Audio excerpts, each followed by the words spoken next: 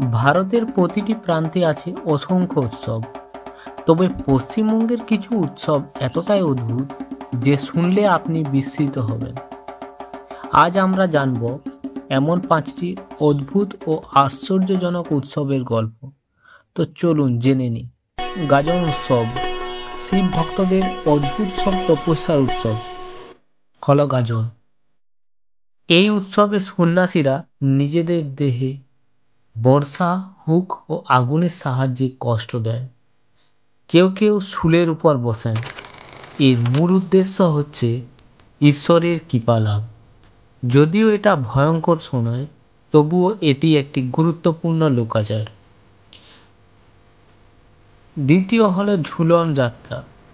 রাধাকৃষ্ণের প্রেমের স্মরণে আয়োজিত এই উৎসব ভক্তি ভরে শুরু হলেও কোথাও কোথাও এই উৎসব হয় রং বেরঙের পুতুল ও মূর্তির অদ্ভুত প্রদর্শন। তৃতীয় হলো বাঘমুন্ডির ভূত চতুর্দশী। পুরুলিয়া জেলার বাঘমুন্ডিতে পালিত হয় এক ভিন্ন ধর্মীয় উৎসব ভূত চতুর্দশী। লোকেরা মনে করেন এই রাতে পূর্বপুরুষদের আত্মা ঘরে ফিরে আসে। গ্রামের মানুষ আগুন জ্বালিয়ে ধূপ জ্বালিয়ে আত্মাদের শান্তি কামনা করে। চতুর্থ হল নীল পূজা। দোল পূর্ণিমার দিন পালিত হয় এই উৎসব, যা মূলত শিবের আরাধনায় নিবেদিত।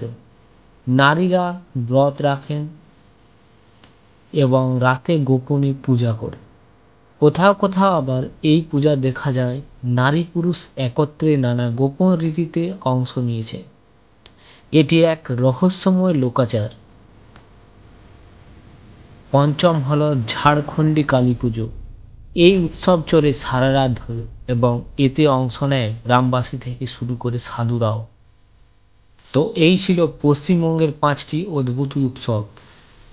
আপনি কি এর মধ্যে কোনো উৎসব দেখেছেন বা শুনেছেন? কমেন্টে জানাতে ভুলবেন না।